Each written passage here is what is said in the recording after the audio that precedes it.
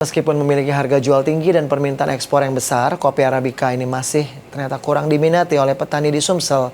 Bahkan luas lahan kopi Arabica hanya sekitar 250 hektar atau 1% dari total 256.000 hektar kebun kopi yang ada di provinsi ini.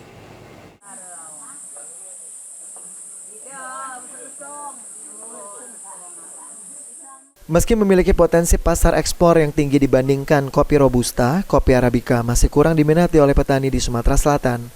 Luasan lahan kebun kopi Arabica di Sumsel sendiri tercatat hanya seluas 1% atau 250 hektar. Dari total luasan lahan kebun kopi seluas 256.000 hektar.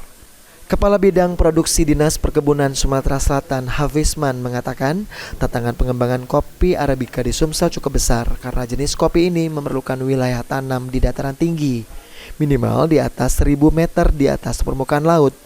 Kondisi geografis ini membuat wilayah budidaya kopi Arabica di Sumsel masih sangat terbatas. Ditambahkan Hafizman, rendahnya minat petani terhadap kopi Arabica selama ini disebabkan oleh kurangnya kejelasan segmen pasar dalam negeri. Sementara itu permintaan dalam negeri lebih condong ke kopi Robusta. Sebaliknya, pasar luar negeri seperti Eropa sangatlah menggemari kopi Arabica sehingga membuka peluang ekspor yang menjanjikan.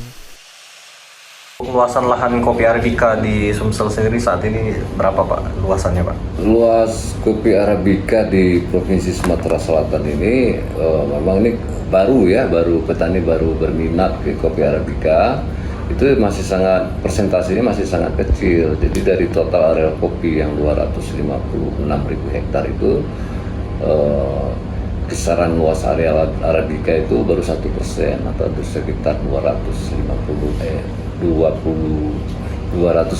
hektar ya area kopi Arabica itu. Jadi ya mudah-mudahan ke depan di daerah-daerah yang memang layak kopi Arabica menjadi minat petani untuk mengembangkan kopi Arabica di Sumatera Selatan. Dengan peluang ekspor yang semakin terbuka lebar, diharapkan ke depan semakin banyak petani di Sumsel yang tertarik membudidayakan kopi Arabica, terutama di daerah yang memiliki potensi geografis yang mendukung. Lutfi Pal TV.